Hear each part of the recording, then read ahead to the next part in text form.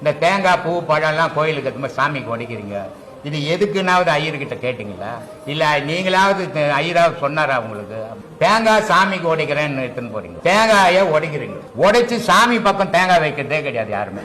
நம்ம பக்கம் வச்சுக்கிறோம் தேங்காவை, ஓட்டை மட்டும் சாமி பக்கம் வைக்கிறோம். இது என்ன நியாயம்? இது நியாயமா?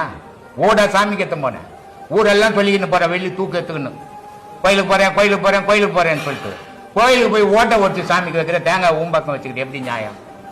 காரணம் என்ன? அது தப்பா சரியானா சரி. அந்த தேங்காய் மாதிரி உன் மனம் மாறணும், அவ்வளவு மென்மையாகணும், அவ்வளவு வெண்மையாகவும் ஆகணும். அதனால சொல்றாரு, தேங்காய் கருணை வெள்ளம் தேக்கிருந்து உண்பதற்கு வாங்காமல் விட்ட குறை வந்தெடுப்பதற்கு. தேங்காய் மாதிரி என்னுடைய மனம் எப்ப மாறும்? அதுக்கு நீ கருணை புரியக்கூடாதான்னு இறைவனை பத்திரகிரி கேட்கிற.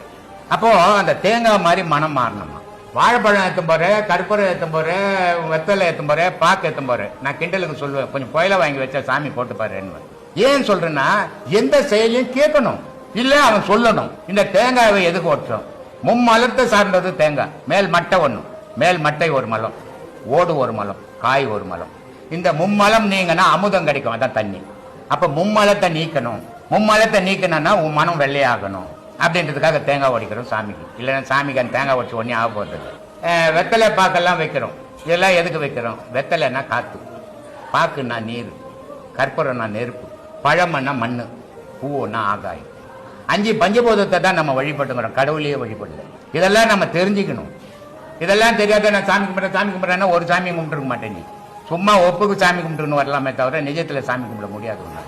ஏன்னா ஒண்ணுமே தெரியலையே, உனக்கு எங்க சாமி கும்பிட போற? அதனால மனிதன் வழிபட்டுனுங்கிறது 5 பஞ்சபூதத்தை, கடவுள கிடையாது. 5 பஞ்சபூதம் தான் மனிதனையும் படைச்சது, உயிரினங்களை படைச்சது. ஆனா 5 பஞ்சபூதத்தை படைச்சது கடவுள். மனிதனால படைக்க முடியுமா? பூமியை எவனால படைக்க முடியுமா? ஆகாயத்தை எவனால படிக்க முடியுமா? சூரிய வெயில எவனால படைக்க முடியுமா? காத்தை எவனா? இது 5 பஞ்சபூதத்தையும் படைச்சது இறைவன். இதையும் படைச்சு உயிரினத்தையும் படைச்சிட்டு மேல நின்னுக்கு நம்மளை வேடிக்கை பார்க்கறான். இதுதான் இறைவனுடைய வேலை. கண்ணதாசன் அருமையா ஒரு பாடல், இறைவன் 2 பொம்மைகள் செய்தான் தான் விளையாட, இவை 2ம் சேர்ந்து ஒரு பொம்மைகள் செய்து தாம் விளையாட அப்படின்னு இருப்பான். அது மாதிரி இறைவன் பொம்மை செய்து நம்மளை உலகத்துல போட்டுட்டு வேடிக்கை பார்த்து நிற்கிறான். நம்ம என்ன பண்ணோம்? ஒரு குடும்பம் நாய்க்கு நம்ம 2 குழந்தைய பெற்றுட்டு அதுங்கிட்ட மல்லு கட்டிக்கணும் நம்ம பார்த்துட்டு இருக்கிறோம். இதமா உலகம்.